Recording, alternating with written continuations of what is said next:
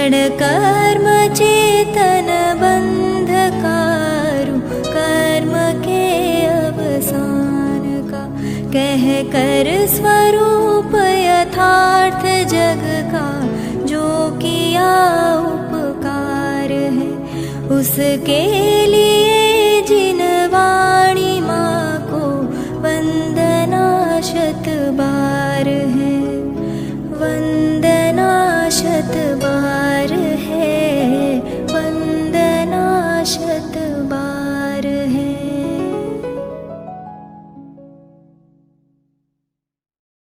मोक्ष मार्गस्य नेतारं भित्तारं कर्म भूभृतां, ज्ञातारं विश्वतत्त्वानां वन्दे तद्गुणलब्धये, वन्दे तद्गुणलब्धये। जैन न्याय का तीसरा अंग निक्षेप। इस विषय से हम पिछले 3-4 घंटे से बहुत अच्छी ज्ञान चर्चा कर रहे हैं, बहुत लाभ हो रहा है। मैं इस विषय पर बहुत सारी नई बातें सीखा हूँ, पढ़ा हूँ, तो बहुत लाभ हो रहा है। और ये चर्चा अभी जितनी सोचो उतनी अभी कम लग रही है, लेकिन आज हम इस विषय को थोड़ा सा समेटना चाहते हैं।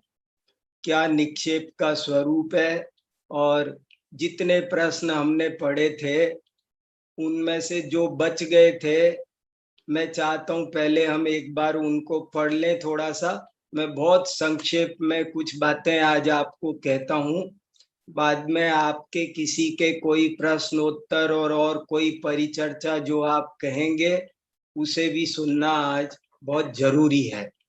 तो संदेश जी, एक तो वो स्क्रीन लगा दीजिए जहां मैंने प्रश्न छोड़े थे।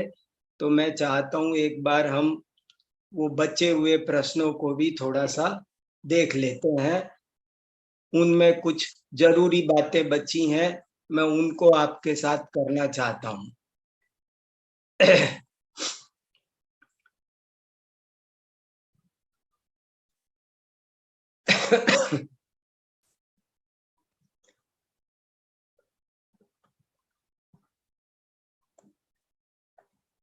हाँ,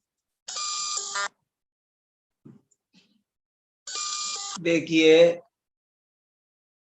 यहां से शुरू हो रहा है क्या? इससे ऊपर भी है एक आधा? हाँ, इससे भी ऊपर है। हाँ हाँ, ठीक ठीक, यस।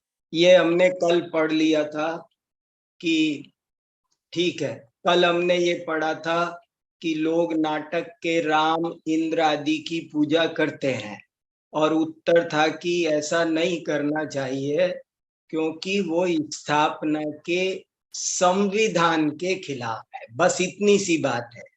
वो बचपना तो है, उनमें इंद्रादि की, उनमें रामादि की स्थापना की गई है, सो स्थापना निक्षेप की परिभाषा की दृष्टि से तो ठीक है, लेकिन स्थापना का जो जैन आचार्यों ने एक विशाल संविधान डेवलप किया है वो उसके खिलाफ है। इसलिए उसे हमने यहाँ पर अज्ञानता और बचपना ये 2 शब्द कहे हैं। फिर ऐसे ही अगला प्रश्न इंपॉर्टेंट है, क्या कैलेंडर का चित्र स्थापना महावीर है? तो उसका उत्तर है कि हाँ भी और नहीं भी। नहीं वाला उत्तर अधिक सही है, क्योंकि अन्यथा मानने से समव्यवहार खराब होता है। आचार्यों ने स्थापना निक्षेप पर बहुत विस्तार से चर्चा की है। देखो ये एक वाक्य मेरा ध्यान रखिए कि पूजा नहीं पूजा, उसका फल पाप पुण्य, ये अलग प्रकरण है, ये दूसरा प्रकरण है। अभी तो हम निक्षेप समझ रहे हैं, और जब हम निक्षेप समझते हैं तब इन चीजों का विचार करना ज्यादा जरूरी नहीं है। ये टॉपिक के बाहर की बात है वास्तव में, लेकिन स्थापना तो निक्षेप है। उसमें कोई दिक्कत नहीं। आप सही पूछा जाए तो नाटक में भी जो स्थापना हुई है वो है स्थापना ही। चलिए अगला प्रश्न। अभी हम एक बात सीधी सीधी समझेंगे ना, तब समझ में आएगी। क्या अप्रतिष्ठित मूर्ति स्थापना महावीर है? अब देखो ये भी प्रश्न ऐसा ही है कि मूर्ति में ये महावीर है, ऐसी जो मान्यता की गई, वास्तव में बस इसका नाम स्थापना महावीर है। अब उसकी बाकायदा विधिवत पंचकल्याणक प्रतिष्ठा हुई कि नहीं हुई, ये एक अलग मुद्दा है। और इस मुद्दे को हमारा प्रतिष्ठा का जो संविधान बनाया है जैनाचार्यों ने, उसके हिसाब से देखना अलग बात है। वो संविधान अलग चलता है। और नहीं तो बहुत से लोग ऐसे प्रश्न कर सकते हैं कि प्रतिष्ठा हुई थी कि नहीं हुई, किसने देखी। कोई कहता है कि सही नहीं हुई, कोई कहता है 3 दिन में ही कर दी, कोई कहता है रात। तो बहुत सारी बातें हैं। अभी अपन अपने को यदि हम तो निक्षेप समझ रहे हैं, हम ये दुनिया कैसे चल रही है और वो क्या संविधान है पंचकल्याणक प्रतिष्ठा का, उससे निक्षेप समझने वाले को ज्यादा फर्क नहीं पड़ना चाहिए। लेकिन फिर भी बातें तो सामने आई जाती है ना, इसलिए हम कर रहे हैं कि क्या अप्रतिष्ठित मूर्ति स्थापना महावीर है? तो उस संविधान के मुताबिक तो कहेंगे कि नहीं है। और निक्षेप की जो व्यवस्था है तत्वार्थ सूत्र वाली, नाम स्थापना द्रव्य भाव तस्तन्यास है, उसके हिसाब से वो स्थापना महावीर है। ये एक खास बात है। हमको दोनों को अच्छे से समझना चाहिए कि कौन उत्तर किस अपेक्षा से दिया जा रहा है। आगे अगला प्रश्न। इसके आगे, क्या स्थापना रूप पुष्प फल आदि के समर्पण का भी वही फल मिलेगा? ये बहुत इंपॉर्टेंट प्रश्न है और ये सबसे पहले दिन संदेश जी ने ही किया था कि हम स्थापना रूप पुष्प चढ़ाते हैं, स्थापना रूप फल चढ़ाते हैं, स्थापना रूप नैवेद्य चढ़ाते हैं, घेवर, बावर, केतकी, चमेली, गुलाब, पूजा में ये सब होते हैं और हम उनकी स्थापना पुष्पों में करते हैं। तो हमको क्या पुष्प चढ़ाने का, केला, संतरा, नैवेद्य, घेवर, बावर, लड्डू चढ़ाने का फल मिलेगा? तो अब देखो, बहुत सीधी सच्ची, बहुत सुलझने वाली बात है, उलझना नहीं जरा भी। हाँ भी नहीं भी, दोनों बातें हैं। आपको वही फल लगेगा। स्थापना रूप रावण को जलाने से वो फल लगता है या नहीं? एक बात भी, आटे के मुर्गे की बलि से वो फल मिलता है या नहीं? और वास्तव में बिल्कुल वैसा का वैसा ही, उतना का उतना ही मिलेगा क्या? ये भी बात सही नहीं है। देखो, स्थूल अपेक्षा से ऐसा कहा जाता है कि कृत कारित अनुमोदना का समान फल मिलता है। तो ये कथन स्थूल है। वास्तव में देखा जाए तो कृत कारित अनुमोदना का वैसा ही फल नहीं मिलता। कोई महिला रात्रि भोजन नहीं करती है, उसके त्याग है, लेकिन फिर भी कदाचित उसे अपने ससुराल में पति को कराना पड़ जाए, तो वो क्या वैसा ही पाप लगेगा जैसा उसे स्वयं रात्रि भोजन का पाप लगे? थोड़ा शांति से विचार करो। कट्टरता वाला जवाब मुझे पसंद नहीं है। कुछ लोग कट्टरता में ऐसा जवाब दें, उसको ने रात में भोजन कराया किसी मेहमान को, किसी कारण से अपने पति को, तो उसे स्वयं रात्रि भोजन करने जैसा ही पाप लगेगा? नहीं भाई, वैसा पाप नहीं लगेगा। देखो, यदि बहुत बहुत इंपॉर्टेंट बात एक बता रहा हूं कि हमने स्थापना रूप पुष्प चढ़ाया, हमने स्थापना रूप नैवेद्य चढ़ाया, और यदि हमें वही फल लगे तो फिर हम पुष्प और नैवेद्य सीधा ही क्यों ना चढ़ा दे? हम सीधा नहीं चढ़ाते, इससे सिद्ध होता है कि वही फल नहीं लगता, लेकिन उसका बिल्कुल फल नहीं लगेगा। हमने यदि स्थापना की है तो हमें वो वाला फल भी जरूर लगेगा ही लगेगा। ये बहुत समझने की बात है। यानी किसी से पूछो, कोई दावे से ये कहे कि मैं पुष्प चढ़ाता ही नहीं हूं भगवान के सर्वथा, तो वो ऐसा नहीं कह सकता, क्योंकि वो स्थापना रूप पुष्प तो चढ़ाता है ना, वो स्थापना रूप नैवेद्य तो चढ़ाता है ना। देखो बहुत इंपॉर्टेंट प्रश्न है, और मैं आपको, आप मेरे प्रश्न पर भले कोई आपत्ति हो तो मुझे बताना, लेकिन मैं आज आपको सुलझाना चाह रहा हूं, आप सुलझ जाओ, आप आग्रह मत करो। चलो अगला प्रश्न पढ़ता हूं, बहुत जरूरी बात है ये। जिद करने से क्या दिक्कत आती है, अभी आपको प्रमाण दिखाऊंगा मैं जय धवला का। अगला प्रश्न, क्या चावल या लौंग में भगवान की स्थापना हो सकती है, जैसा कि कुछ लोग ठोने में करते हैं? ये प्रश्न बहुत लोगों ने पूछा है मेरे से, अभी भी व्हाट्सएप पर आया है, और इसका उत्तर भी सुनो। हाँ भी और नहीं भी। नहीं वाला उत्तर अधिक सही है, क्योंकि अन्यथा मानने से समव्यवहार खराब होता है। पंडित सदा सुखदास जी ने रत्नकरंड श्रावकाचार्य की वचनिका में इसका निषेध किया है, और आचार्यों ने स्थापना निक्षेप पर बहुत विस्तार से चर्चा। ये हमारे संविधान के थोड़ा सा खिलाफ है, वही जो हमारा प्रतिष्ठा संविधान का, स्थापना का संविधान है, उसके खिलाफ जा रहा। वैसे तो है वो वो अतदाकार स्थापना है, आपने की है तो है वो गारंटी से, उसमें कोई संदेह नहीं है। लेकिन फिर भी हमारे आचार्यों ने कहा ऐसे मत किया करो, रहने दिया करो। जब सामने साक्षात भगवान बैठे हैं तो चावल में स्थापना मत किया करो। लेकिन एक बहुत इंपॉर्टेंट पंक्ति आपको जय धवला में से पढ़कर सुना रहा हूं मैं। न एसो भी एयं तग्गहो कायवो एयं तवहारणस्य सव्वहा दुन्नयत पसंगादो। ये पंक्ति मुझे इतनी अच्छी लगती है और मुझे बहुत सुलझा दिया इसने।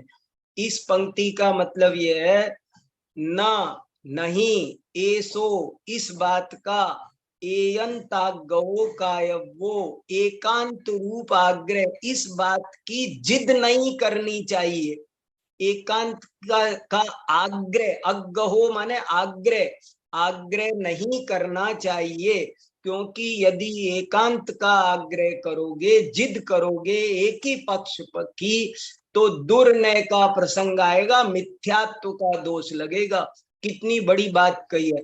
कोई कहे नहीं हो ही नहीं सकती, लड़े, और कोई कहे होगी ही होगी। दोनों ही बातें मुझे आगम के विरुद्ध नजर आती हैं। चलो आगे बढ़ो। अगला प्रश्न बहुत शांति से समझने की जरूरत है, जैन दर्शन बहुत इंपॉर्टेंट चीज है। ये देखो एक अच्छा प्रश्न है, क्या मोबाइल फोन, श्याम पट्ट, स्लेट या कागज पर बनी हुई फोटो, ये लिप्यात्मक महावीर, ये सब स्थापना महावीर हैं क्या? हाँ है। स्थापना निक्षेप की अपेक्षा से ये सब महावीर, स्थापना महावीर है। लेकिन जो हमारा संविधान का जो संविधान डेवलप हुआ है स्थापना का, उस हिसाब से इनको इनसे रियायत दे दी गई है। फिर सुनो मैंने क्या खास बात बोली।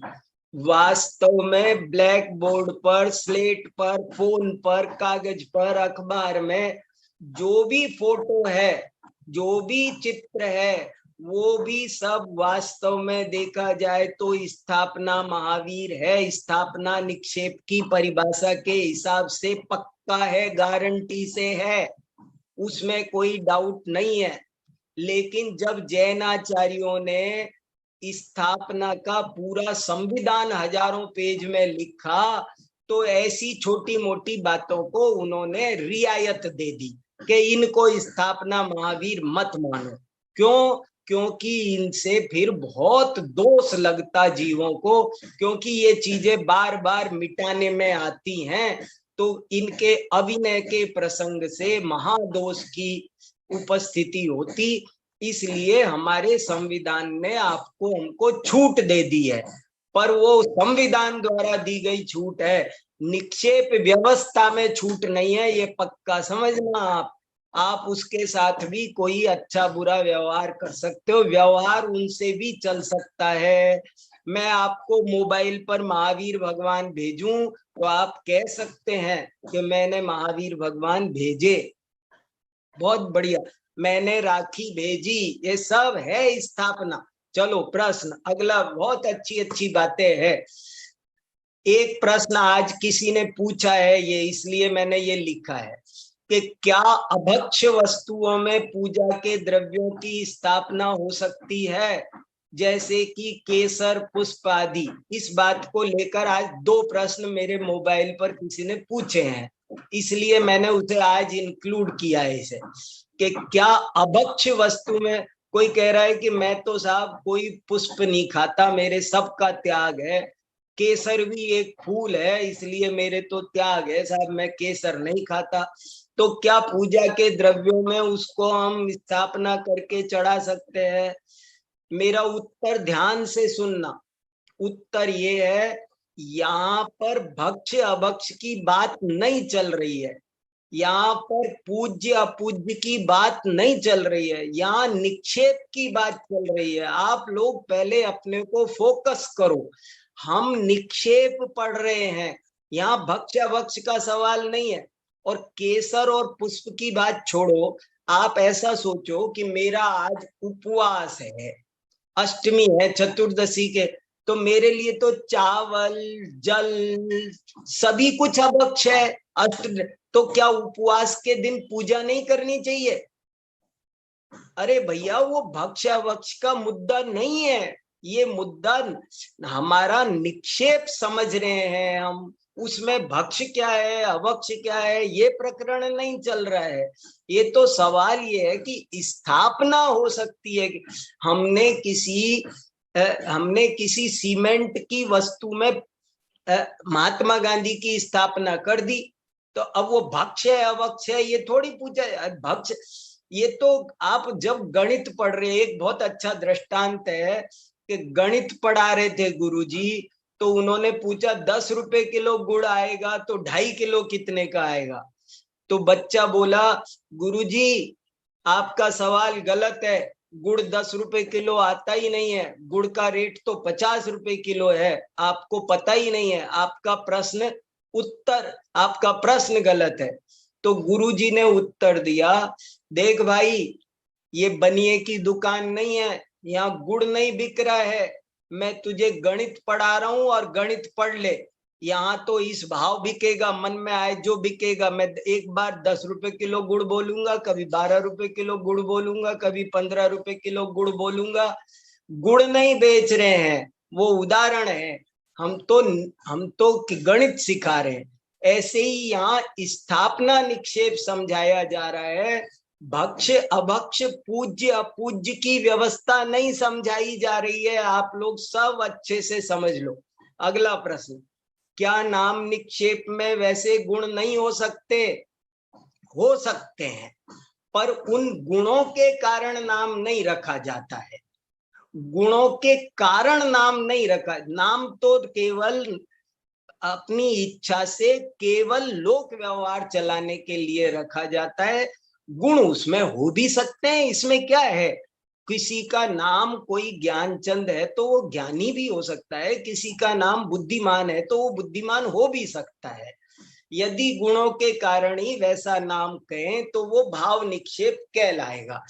कुछ नाम ऐसे होते हैं जो बाद में प्रसिद्ध होते हैं, ये पुजारी जी पुजारी जी पुजारी, लोग भूल जाते हैं उसका असली नाम क्या है, तो पुजारी नाम चला, वो भाव निक्षेप रह गया।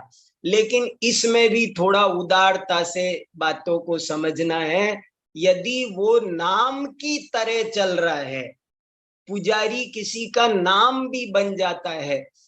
तो काका हाथ रसी, अब वो हाथ रस के थे इसलिए हाथ रसी, तो भाव निक्षेप थोड़ी है, लेकिन हाथ रसी चल निकला ना, तो हमको थोड़ा सावधानी से इन चीजों को समझना पड़ेगा। अगला प्रश्न, अगला प्रश्न, इसके आगे भी जरा सी बात है, वो और बता करके आपसे सुनते फिर थोड़ा बहुत। देखो, अब देखो कागज का फूल क्या है? एक कागज का फूल है, उसको भी कहेंगे तो फूल ना। वो क्या है? नाम फूल है, स्थापना फूल है, द्रव्य फूल है, या भाव फूल है? कौन सा फूल है वो? गजब की बात है, देखो कितनी इंपॉर्टेंट बात है।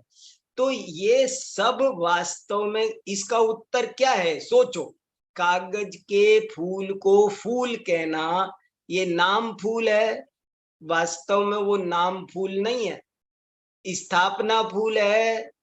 वास्तव में देखा जाए तो जो संविधान के मुताबिक है वो स्थापना भी नहीं है। वो द्रव्य फूल भी नहीं है, क्योंकि वो कल को द्रव्य फूल बनने वाला नहीं है, और भाव फूल तो है ही नहीं। तो क्या फूल है वो उपमा फूल है। और इससे सिद्ध होता है, इससे सिद्ध होता है कि वो भी एक तरह का निक्षेप है। मैं आपको यही बताना चाह रहा हूं कि देखा जाए तो निक्षेप बहुत प्रकार के होते हैं।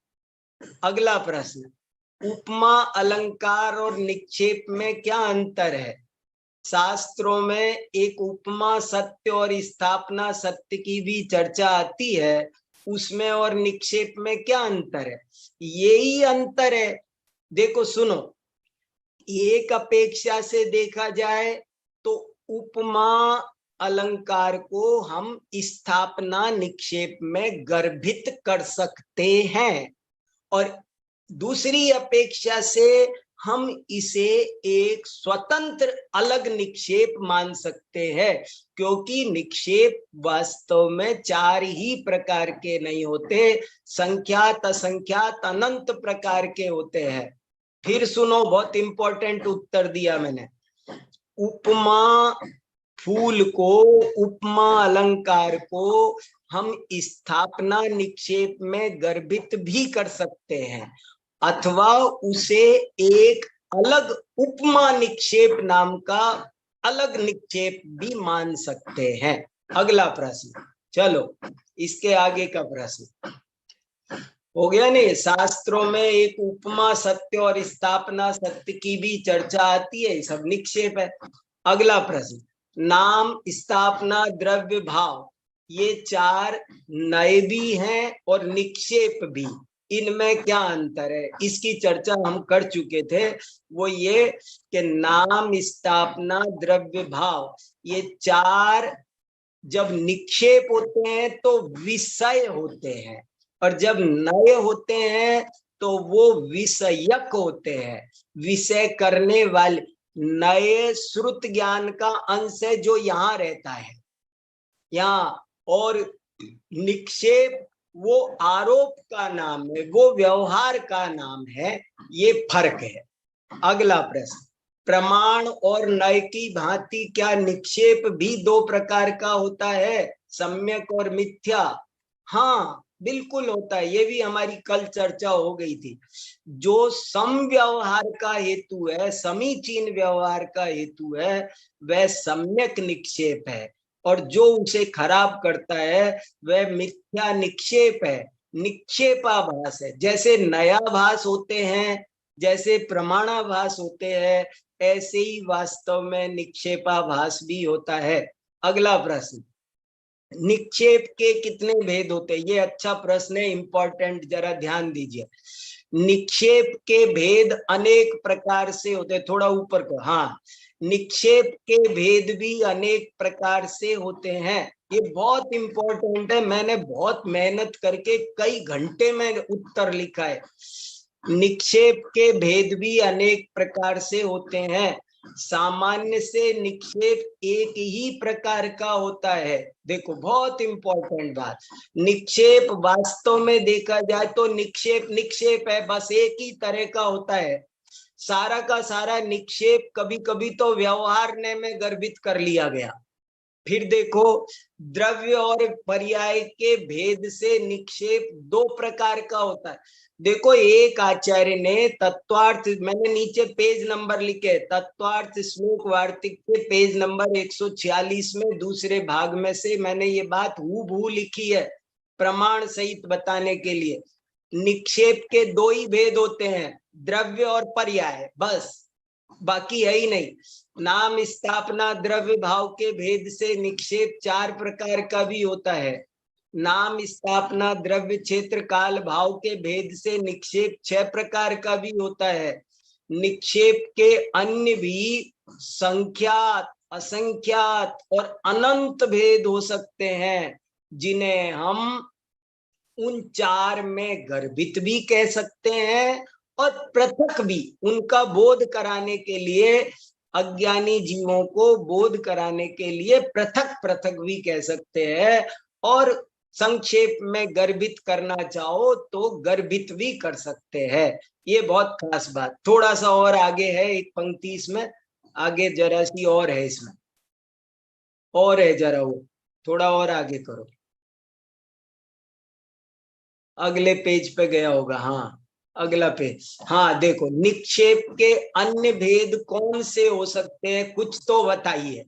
अब ये बहुत इंपॉर्टेंट बात आई कि अभी कहा कि निक्षेप के असंख्यात भेद होते हैं, अनंत भेद होते हैं, तो जरा कुछ तो बताओ। तो उत्तर, भगवती आराधना, गोमट्ट सार, मूलाचार, तत्वार्थ वार्तिक आदि अनेक ग्रंथों में सत्य के 10 भेद कहे हैं। जनपद सत्य, सम्मति सत्य, स्थापना सत्य, नाम सत्य, रूप सत्य, प्रतीति सत्य, संभावना सत्य, व्यवहार सत्य, भाव सत्य, उपमा सत्य, ये सब एक प्रकार से निक्षेप ही प्रतीत होते हैं। इस विषय पर मेरा एक अलग से आधा घंटे का वक्तव्य है, मैं आपको आज ग्रुप पर वो वक्तव्य डाल दूंगा, आप उसको सुन लेना। उसे खुलासा करने का अभी समय नहीं है, लेकिन बहुत जरूरी बात है। और इसके बहाने मैं ये कहना चाहता हूं कि जब तक हम किसी भी ग्रंथ की भाषा शैली नहीं समझेंगे, तब तक हमको ठीक से उस विषय का ज्ञान नहीं होगा। उसकी कितने सारे, एक ही बात को हमारे आचार्यों ने बड़ा हमारे ऊपर उपकार किया है कि एक ही चीज को अलग अलग क्षेत्रों में, अलग अलग कालों में, अलग अलग ढंग से दुनिया में बहुत सारे विवाद निक्षेपों को नहीं समझने के कारण होते हैं। निक्षेपों को नहीं समझने के कारण बहुत सारे विवाद होते हैं। बात कही गई होती है नाम निक्षेप से, समझ लेते हैं स्थापना से, स्थापना से कही गई होती है और द्रव्य से, ऐसे हम अलग अलग समझ लेते हैं, तो बहुत सारी दिक्कतें उसमें आती है। इसलिए ये एक लाइन बहुत खास है, किसी भी विषय या ग्रंथ को समझने के लिए उसकी भाषा शैली समझना अनिवार्य होता है। एक ऐच्छिक नहीं, आवश्यक नहीं, अनिवार्य होता है। आपको भाषा शैली नहीं समझ में आई तो आप नहीं समझ सकते। देखो कितना कितना होता है, कहीं पर राजा की स्त्री को देवी कहते हैं। नेपाल गया था मैं, वहां नेपाल में एक कन्या को देवी बनाते हैं और सब लोग उसे देवी कहते हैं। अगर किसी ने उसे स्त्री कह दिया तो उसे सजा हो जाती है। स्त्री नहीं कह सकते, उसे देवी ही कहना पड़ेगा। तो अब जब हम देवी कह रहे हैं, तब कौन सी देवी समझना, जनपद देवी अलग है, सम्मति अलग है, स्थापना अलग है। ये बहुत इंपॉर्टेंट है। सत्य के 10 भेद कहीं कहीं कहीं कहीं कैसे कैसे हम नाम देते हैं, चित्र के देते हैं, संभावना के देते हैं, व्यवहार के लिए। जैसे मान लो एक भाव सत्य भी होता है, बहुत गजब का भाव सत्य। क्या? भोजन शुद्ध है, तो भोजन शुद्ध है, ये क्या है? ये वास्तव में भाव सत्य है। कितनी ही उसमें कोई गारंटी दे, केवल ज्ञान की अपेक्षा नहीं, शुद्ध है वो। हमने हमारी सावधानी से जितना शुद्ध हो सकता था उतना किया है। हम दावा नहीं कर सकते कि उसमें कोई जरा भी अशुद्धि है ही नहीं।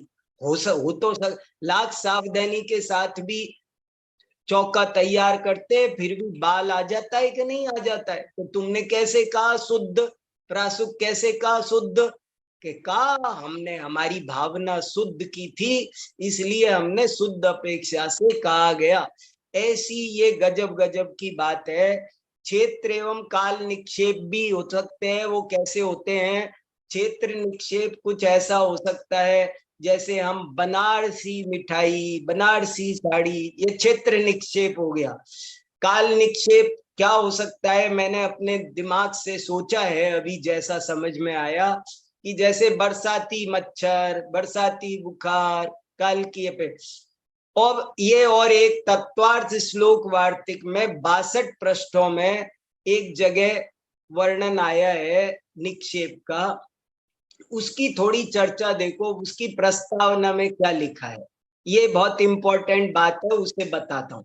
कुछ लोग केवल नाम रूप वस्तु को ही मानते हैं, कुछ लोग केवल स्थापना रूप वस्तु को ही मानते हैं, कुछ लोग केवल द्रव्य रूप वस्तु को ही मानते हैं, कुछ लोग केवल भाव रूप वस्तु को ही मानते हैं।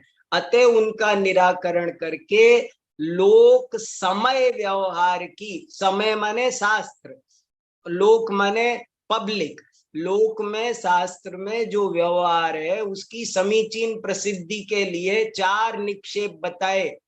एक भाव ही असली है, शेष सब नकली और व्यर्थ हैं, ऐसा आग्रह मत करो। विवक्षा समझो और आगे बढ़ो, विवाद में मत उलझो। और ये एक बहुत अच्छी गाथा मिलती है 4 निक्षेपों को समझाने के लिए। नाम जिणा जिण नामा, ठवण जिणा जिणिंद पड़माओ, दव जिणा जिण जीवा, भाव जिणा समवसरण था। थोड़ा सा ऊंचा कर दो स्क्रीन को, बहुत अच्छी गाथा है ये, देखने लायक। देखो, नाम जिणा, नाम जिन, जिन 4 तरह के होते हैं, नाम जिन, स्थापना जिन, द्रव्य जिन, भाव जिन।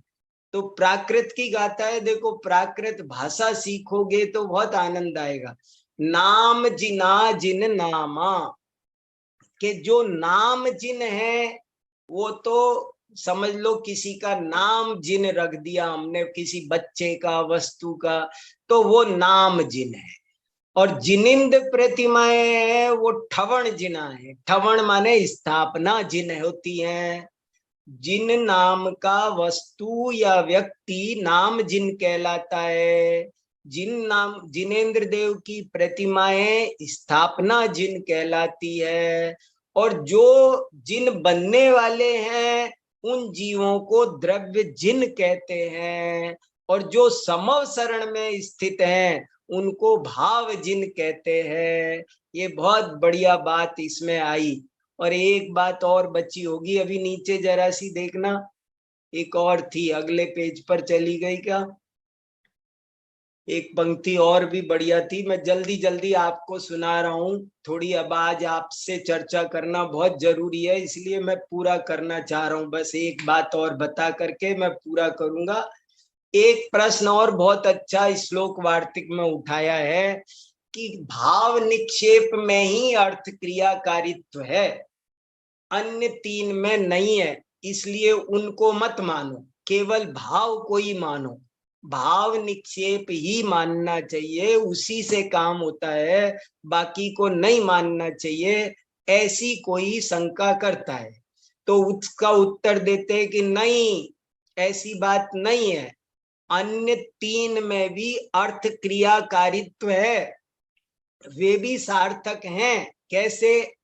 नाम निक्षेप में अर्थ क्रियाकारित्व है क्योंकि उससे सारा लोक व्यवहार चलता देखा जाता है। स्थापना निक्षेप में अर्थ क्रियाकारित्व है क्योंकि जिन बिंब को देखने से सम्यक दर्शन होता है। यदि स्थापना निक्षेप कुछ ना हो तो प्रतिमा को देखने से सम्यक दर्शन कैसे हो जाता है। देखो गजब की बात, ये उदाहरण मैं नहीं दे रहा, विद्यानंद आचार्य ने 1300 साल पहले दिया है। द्रव्य निक्षेप में भी अर्थ क्रियाकारित्व है, क्योंकि घृत के लिए दुग्ध का ग्रहण चाहिए, घी, लेकिन दूध खरीद रहे हैं। क्यों खरीद रहे हैं? घी चाहिए। तो नाम निक्षेप के बिना वाच्य वाचक का व्यवहार अभाव हो जाएगा। स्थापना निक्षेप के बिना मूर्ति दर्शन, राजकीय मुद्रा का व्यवहार, सभापतित्व आदि का व्यवहार सब अभाव हो जाएगा। और नीचे एक पंक्ति और, द्रव्य निक्षेप के बिना घृत के लिए दुग्ध, मूर्ति के लिए पाषाण, पलंग के लिए लकड़ी आदि के ग्रहण का व्यवहार वो नष्ट हो जाएगा। इससे सिद्ध होता है चार निक्षेप बहुत जरूरी है। जैन दर्शन की प्रामाणिकता, व्यावहारिकता, जीवन की उदारता, जीवन की सर्वांगीणता को समझना हो तो ये निक्षेप का प्रकरण बहुत जरूरी है। जैन दर्शन ने अपनी विशालता का परिचय दिया है इस निक्षेप की व्यवस्था को समझा करके, और मुझे इन 4 दिनों में अभूतपूर्व आनंद की प्राप्ति हुई है, बहुत लाभ हुआ है। और फिर भी मेरे से जैसा बना वैसा मैंने निक्षेप का प्रकरण आपके सामने रखा है। कहीं कोई किसी तरह का स्खलन हुआ होगा तो आप सब लोग उसे संशोधन करके पढ़ना, समझना, यही मेरी आपसे प्रार्थना है। सुधार होता रहेगा, ये कोई अंतिम सत्य नहीं है। हमने पूरी कोशिश चीजों को सुलझाने की है, लेकिन फिर भी ये महत्वपूर्ण बिंदु अंत में मैंने लिखे हैं, लेकिन ये सब मैं आपको बता चुका हूं, कोई भी एक भी बिंदु इनमें से छूटा नहीं है, इसलिए इनको नहीं पढ़ते हैं। बाकी ये जो मैटर तैयार किया है ये भी आपको ग्रुप पर डाल देंगे। अब आप लोग चर्चा कर लो थोड़ी देर अच्छे से, जिसको जो जो कहना है। अब आप सबका स्वागत है। संदेश जी देखो भैया, अब आज आप लोग कुछ अच्छे से जो जो बातें रह गई, बच गई, वो सब आप बताओ। बहुत आनंद आया, बहुत अद्भुत चर्चा चली। बोलो भैया सब, आप लोगों को कैसा लगा, क्या मिला? कोई प्रश्न, शंका, समाधान सबके? हाँ, किसी को भी कोई भी बात रखनी हो तो आप अपना हैंड रेज कर सकते हैं।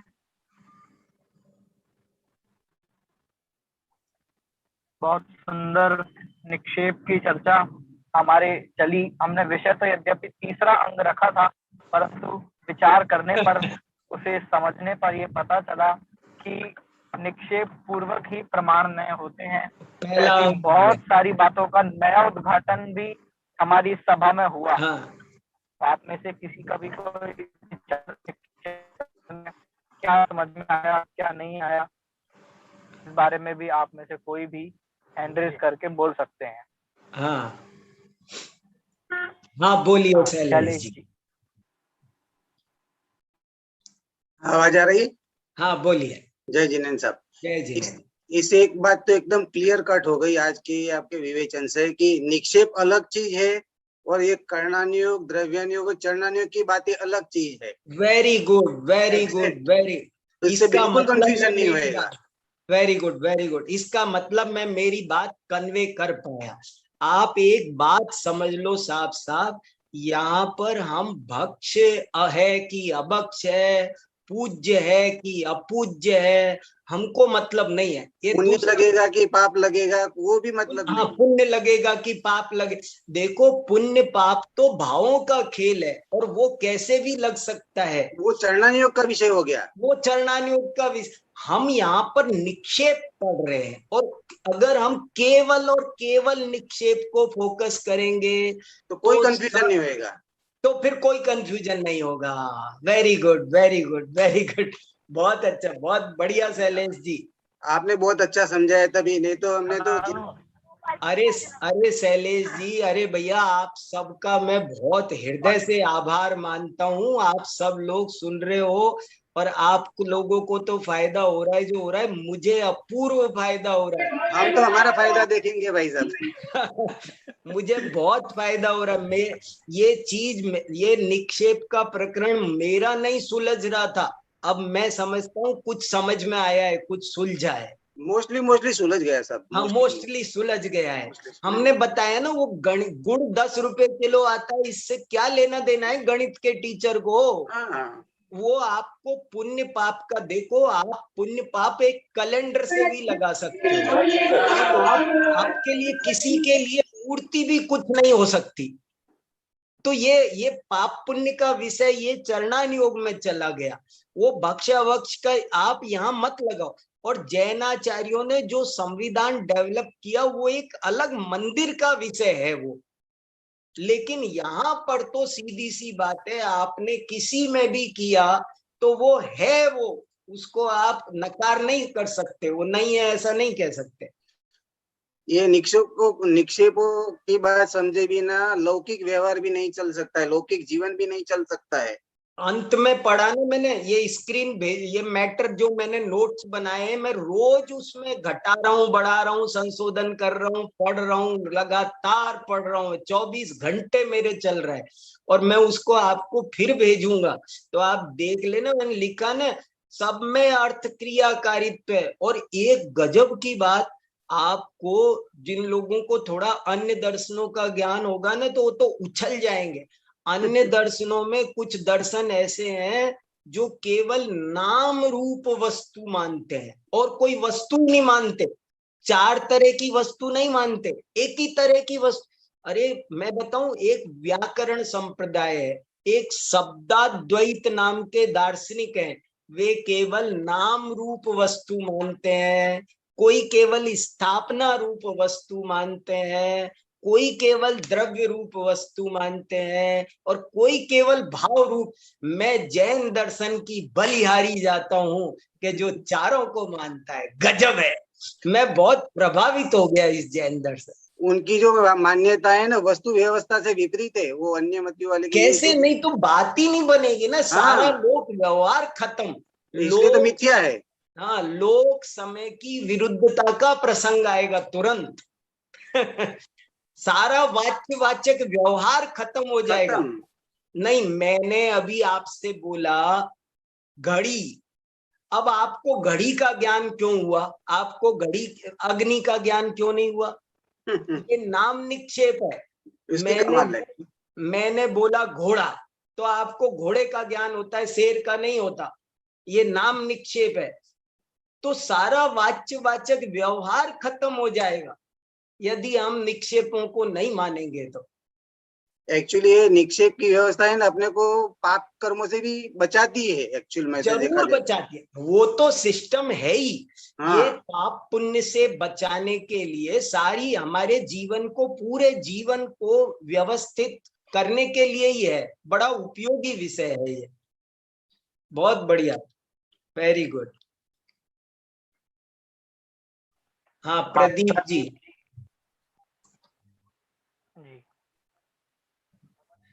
जय जिनेन्द्र भाई साहब। हाँ बताओ भाई साहब प्रदीप जी। मैं जो है तत्वार सूत्र की क्लासेस ले रहा था जी, मेरे 5 अध्याय पूरे हो गए हैं। हाँ, तो मैं बड़ा इस सब्जेक्ट पे चिंतित था, निक्षेप को मैं पूरी तरीके से समझा नहीं पाया था। हाँ। तो क्या था कि मेरे तो मन में एक आकुलता थी कि इसको पकड़ो कैसे और आगे। हाँ। तो वो मेरी बहुत बड़ी व्यथा दूर हो गई। और अब मैं इसके ऊपर निक्षेप में पूरी एक चर्चा, पूरी 1 या 2 क्लास में मैं ले पाऊंगा।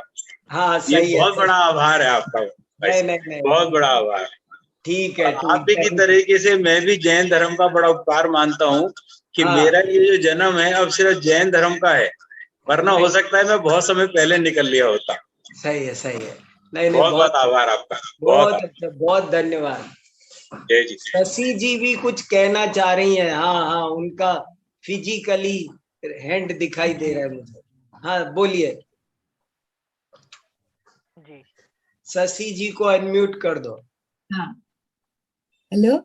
हाँ बोलिए। हाँ, बस मैं यही आपका जो है आभार व्यक्त करना चाह रही हूँ कि इसी प्रकार से क्लासेस में भी लेती हूँ और तत्वार सूत्र का छठा अधिकार जो अभी मैं पढ़ा रही हूँ। तो वाह। कोशिश मैंने खूब करी थी बताने की सबको निक्षेप के बारे में, पर जैसे ही निक्षेप शब्द आता था तो अपन को टेंशन चालू हो जाती थी। हम क्या करें सच में। अरे मैं इसीलिए तो आप सबका आभार मान रहा। देखो तो सब थोड़ा- विद्वान पढ़ रहे हैं मेरे पास में, सब विद्वान है सब, मेरे को बहुत खुशी है सबकी बहुत। तत्वार ये सूत्र देखो में थोड़ा सा दीपाली दिया। जी कितना पढ़ती हैं, एक एक चीज यहाँ से वहां से हाँ, मुझे बराबर सब है। प्रमाण सहित फोटो सहित भेजती हैं। मेरे को हाँ, बहुत हाँ, आनंद जी, आता जी, है, जी, हाँ। बहुत अच्छा तो लगता है। हाँ राम दीपाली जी जी भाई की बताइए। टीका में थोड़ा दिया था, तो वो हाँ अपन बस पढ़ लेते हैं। वो थोड़ा सरवार सिद्धि में दिया है, इसके अलावा ज्यादा खुलासा मिलता नहीं था। फिर हाँ मुझे आपने जो जैनेन्द्र सिद्धांत कोश बताया, तो मुझे हाँ। बहुत महिमा आई। मैं रोज तो नहीं, पर 3-4 दिन में एक दिन उसे खोल लेती हूँ। नहीं मेरे नहीं, वो पिता- देखने लायक है, बहुत हाँ, बढ़िया है वो। 30 साल पहले मेरे पिताजी ने मुझे दिए थे वो, तो 2-3-4 दिन में तो फिर पूरा निकाला और उसको पढ़ा। तो ये हाँ अब क्लियरिफिकेशन हुआ अलग अलग शास्त्रों को निचोड़ निकाल करके कि हाँ हाँ वास्तविक हाँ। चीज क्या है। तो उसके लिए आपका जो है बहुत बहुत आभार, है ना, बहुत ही नहीं अच्छा। नहीं, अब ठीक कभी ठीक है, थोड़ा सा बहुत अच्छे मेरे मन में वो और थी, द्रव्य निक्षेप के जो आगम द्रव्य निक्षेप और नो हाँ आगम द्रव्य निक्षेप है, उसे भी कभी आप थोड़ा सा खुलासा करेंगे तो और हाँ। थोड़ा देखो क्लियरिफिकेशन जो है। देखो, ये भी बात दीपाली जी ने भी कही है मुझे, और हाँ, भी 2-3 लोगों ने कही है। जी, एक बात मैंने कमी छोड़ दी है। हमने अभी तक नाम, स्थापना, द्रव्य भाव, ये 4 भेदों की ही चर्चा की है। हाँ, जी, जी, और अभी शास्त्रों में द्रव्य निक्षेप के फिर से भेद किए हैं, हाँ, भाव जी, निक्षेप के फिर से भेद। फिर से भेद किए। जैसे हाँ, द्रव्य जी, निक्षेप 2 प्रकार का कहा, हाँ, आगम द्रव्य निक्षेप, नो आगम नो द्रव्य। आगम द्रव्य, फिर जी, उसके और भेद किए हैं, भाव हाँ, निक्षेप के भी फिर भेद किए फिर हैं, भेद किए, जी, द्रव्य भाव निक्षेप और आगम भाव निक्षेप और नो नो नो आगम आगम भाव भाव निक्षेप। निक्षेप, जी, लेकिन अभी पूरी तरह मेरी समझ में वो विषय आया नहीं, और जी, मैं जी, इसको ही जी है, हाँ, हाँ, जी, समझने में मेरी पूरी ऊर्जा अभी लग गई। जी, जी, इसलिए मैंने जी, कहा कोई बात अभी नहीं, जो हाँ, चीज नहीं हाँ, समझ में आ रही उसमें जी, अभी मैं गया नहीं। तो जी, जी, अगर कोई हाँ, हम में से कोई थोड़ा सा बोल सकता हो कि द्रव्य, ये आगम द्रव्य निक्षेप और नो हाँ, आगम द्रव्य निक्षेप क्या होता है, यदि हाँ, कोई हम में से कोई बता सकता हो जिससे सबको जानकारी थोड़ी सी हो जाए, तो बहुत अच्छा तो लगेगा। पर जो मैं नहीं बता सकता, तो 2 इसलिए लाइन मैंने में नाम नहीं बोलूंगी, थोड़ी सी बोल देती हूँ मैं कि दिया। अब जो द्रव्य निक्षेप के जो हम वो करते हैं भेद, एक तो हाँ भूतकाल की पर्याय को हम वर्तमान में कह रहे हैं और एक हाँ भविष्यकाल की पर्याय को हम वर्तमान में कह रहे हैं। तो ठीक है। द्रव्य द्रव्य आगम निक्षेप में ये बताया कि जैसे हमने कोई शास्त्र पढ़ रखा है और वो हाँ हमारे अभी उपयोग भूतकाल में पढ़ रखा था और हाँ वर्तमान में हमारे उपयोग में वो नहीं है, तो हाँ ऐसे जीव को हम आगम द्रव्य निक्षेप कहते हैं। उस जीव को हाँ जो पढ़ रखा है पहले लेकिन हाँ वर्तमान में उसके उपयोग में नहीं है, उसे हाँ आगम द्रव्य निक्षेप कहते हैं। और हाँ उसी ही के शरीर को, क्योंकि उसी जीव ने पढ़ा था, तो उसके शरीर को उपचार से हम नो आगम द्रव्य निक्षेप कह देते।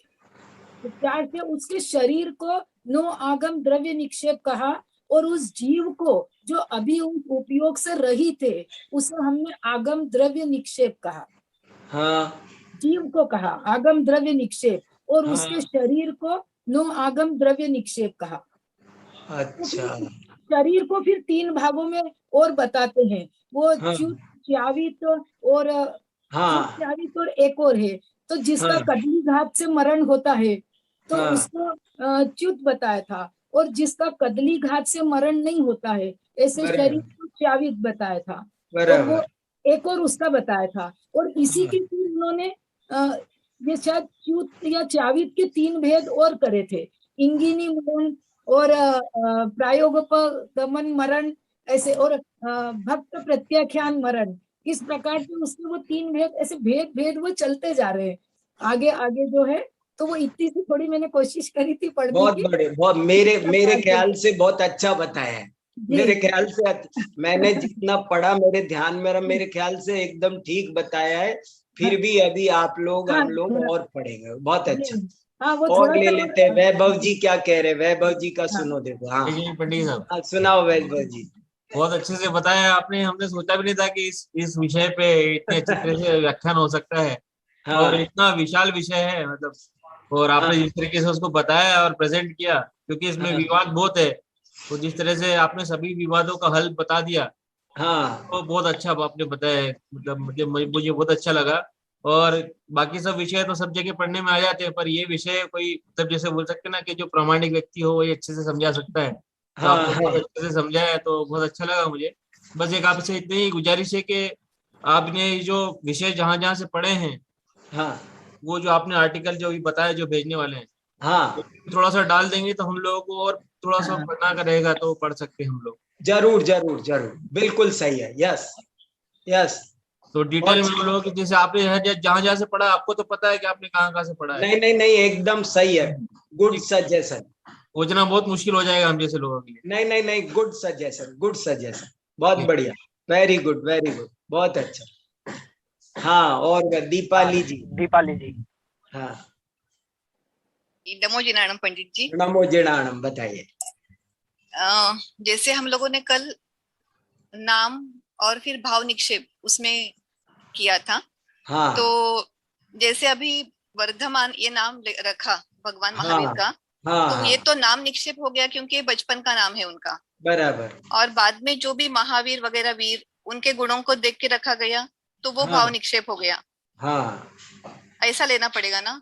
नहीं, ये देखो यही एक बात है। ये प्रश्न कल भी थोड़ा सा उठा था। आपने बाद में मुझे एक कटिंग भी भेजी, अर्थ प्रकाशिका की फोटो भेजी, और भी एक ग्रंथ की दूसरी भी, एक कल्पना बहन जी की किताब की भी फोटो भेजी, और श्लोक वार्तिक में भी ये विषय उठाया है। तो दोनों बातें हैं। उस वक्त क्या चल रहा है, जैसे मैंने अभी कहा ना, पुजारी, ये भाव निक्षेप भी हो सकता है, ये नाम निक्षेप भी हो सकता है। कैसे हो? यदि वो लोक में, समाज में, कॉलोनी में नाम की तरह चल पड़ा, लोग भूल गए उसका असली नाम क्या है और पुजारी नाम चल पड़ा, तो वो नाम निक्षेप भी है। वो पूजा करता है इसलिए पुजारी है, वो एक अलग बात है, लेकिन नाम के रूप में भी चल पड़ता है। तो वर्धमान उनका नाम रखा गया, और अर्थ ये भी बताया गया कि वो नित्य वर्धमान थे, इसलिए तो उनमें गुण भी मिल गया। तो लेकिन गुण, यहाँ पे अगर उनके मतलब बचपन में तो रखा गया, और जो हाँ, सिद्धार्थ राजा थे उनके चारों ओर से वृद्धि हो गई, लेकिन ठीक, वो तो तीर्थंकर की वजह से हो गई, उनमें नहीं ना। उनका जो वर्धमान नाम रखा गया, हाँ, तो वर्धमान नाम के साथ में नाम निक्षेप पना है। ऐसे ही महावीर, उनके बचपन से ही 5 नाम प्रसिद्ध हो गए ना। भले वो कोई कोई वजह से उनके रखे गए, लेकिन नाम नाम रखे गए ना, रखे तो नाम गए ना। गुणों को देख के।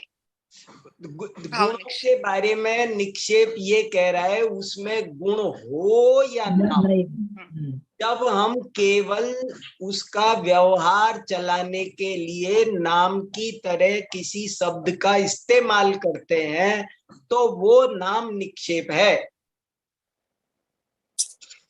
वो कलाकार नाम भी मैंने बताया ना, कलाकार, चित्रकार, नर्तक, ये उसमें गुण है, फिर भी वे नाम के रूप में प्रयुक्त हो सकते हैं।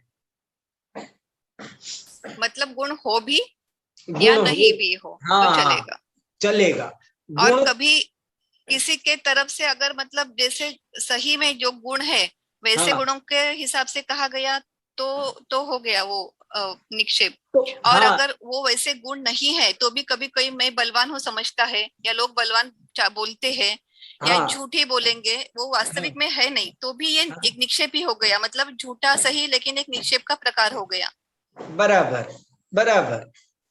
गोरे लाल गोरे भी हो सकते हैं, काली चरण काले भी हो सकते हैं, लेकिन उनका नाम, काली चरण का नाम काले होने की वजह से रखा नहीं गया है। और प्रचलित हो गया हो सकता है किसी का नाम काले होने की वजह से ही कालीचरण प्रसिद्ध हो, गोरा होने की वजह से ही कॉलोनी गोरेलाल कहने लग गई हो, तो कहने लग गई हो, लेकिन अब वो गोरेलाल उसका नाम है, वो भाव नहीं है अभी, क्योंकि वो नाम की तरह पुकार, ये मकान गोरेलाल का है तो ये मकान गोरेलाल का है, या गोरेलाल नाम निक्षेप है। जी धन्यवाद। हाँ शैलेश जी।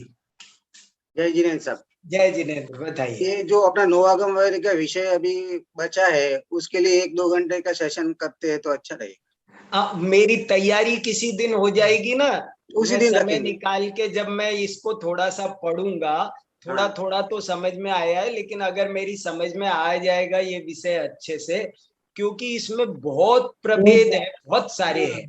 भाव निक्षेप के भी अभी इन्होंने जो बताए शशि जी ने वे काफी बता दिए, लेकिन अभी भी थोड़े से बचे हुए हैं। ये भाव निक्षेप के भी ऐसे ही बहुत सारे भेद है, और वो सब पर घटा।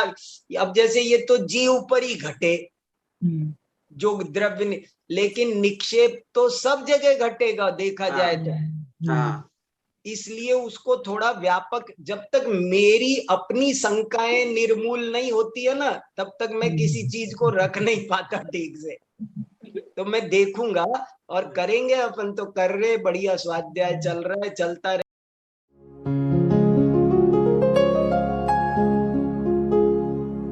निज निधि निज में बताए, यह अनंत उपकार है उसके लिए जिन वाणी माँ को वंदना शत बार है, वंदना शत बार है, वंदना शत बार है।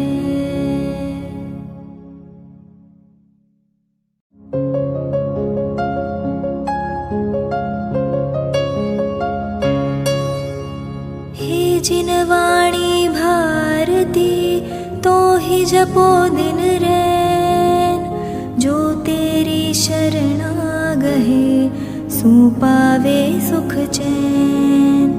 जा वाणी के ज्ञान ते सूझे लोकालोक, सो वाणी मस्तक नवो सदा देत हो ढोक, सदा देत हो